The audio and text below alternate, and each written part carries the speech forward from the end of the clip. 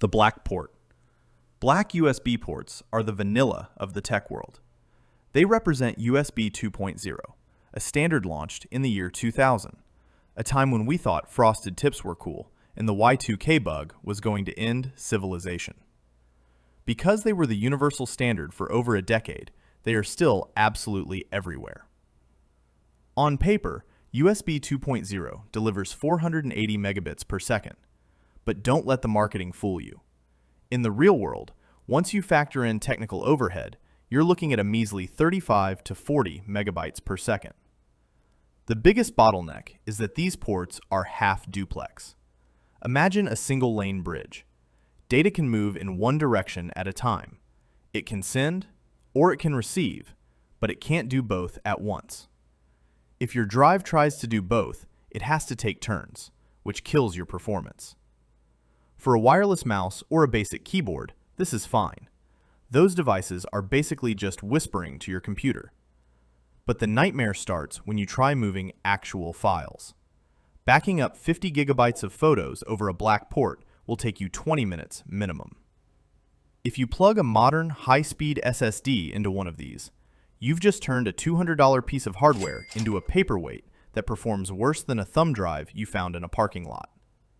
Then there's the power. Black ports max out at a pathetic 2.5 watts. That's enough to spin a tiny desk fan, but try charging a modern smartphone and you'll get a trickle charge so slow that your battery might actually drain if you're using the phone while it's plugged in. So why do they still exist? Because they're cheap, stable, and work with everything made in the last 25 years. They are the go-to for BIOS updates, because when you're messing with your motherboard's brain, you don't need speed, you need reliability. Black USB ports aren't fast, and they definitely aren't powerful. They're just the slow, reliable ancestors that refuse to retire. White USB ports are basically tech fossils. They represent USB 1.0 and 1.1.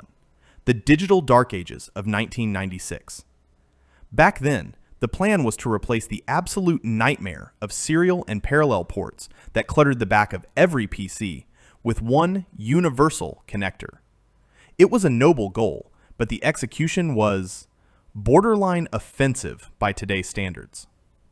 USB 1.0 had two modes: low speed at 1.5 megabits per second and full speed at 12 megabits. Don't let the name full speed fool you.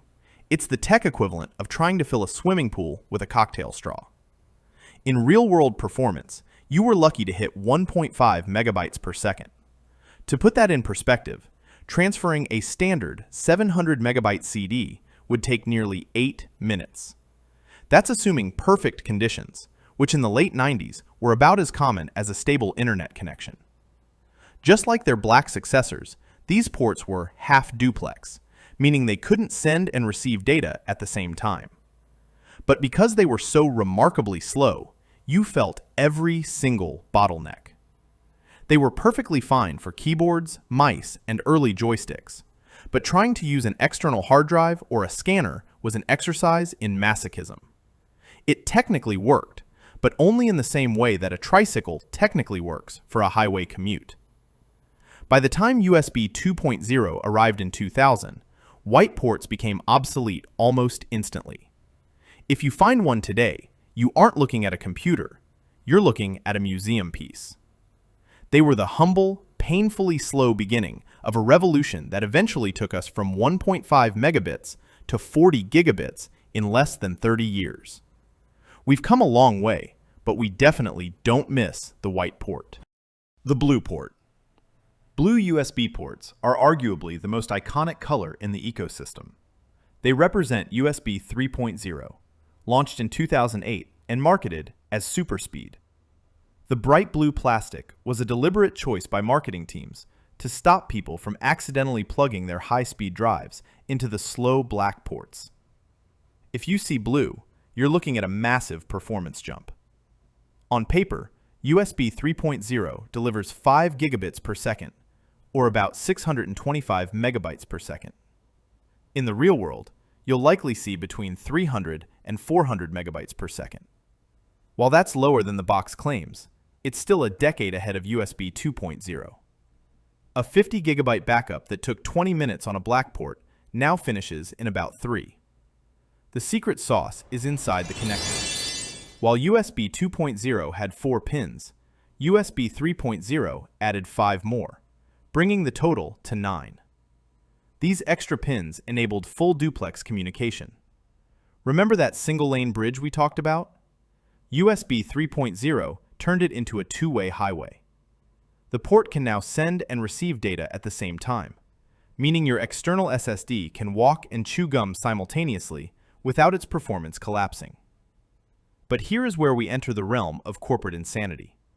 The USB Implementers Forum, the bureaucrats who manage these standards, decided that the name USB 3.0 wasn't confusing enough. So, they renamed it to USB 3.1 Gen 1. Then, a few years later, they felt the urge to annoy everyone again and renamed it to USB 3.2 Gen 1.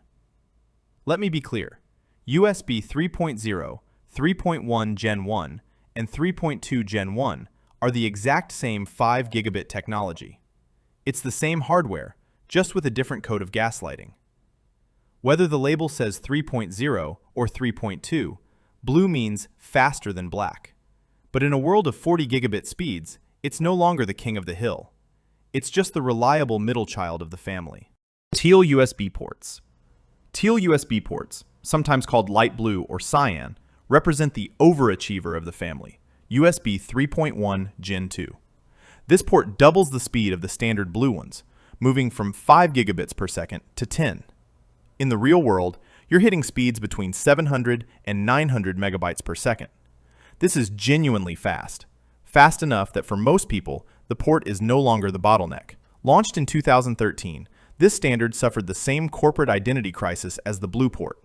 It was originally USB 3.1 Gen 2, but was later rebranded to USB 3.2 Gen 2. Same speed, different sticker, same headache. The teal color was meant to be the premium signal, but here's the problem. Teal is not a mandatory standard. It's a suggestion. While some manufacturers follow the rules, others use dark blue, and the lazy ones just paint everything black to save 2 cents on plastic. This means you can't actually trust your eyes. You could have 2 ports sitting side by side that look identical, but one is twice as fast as the other.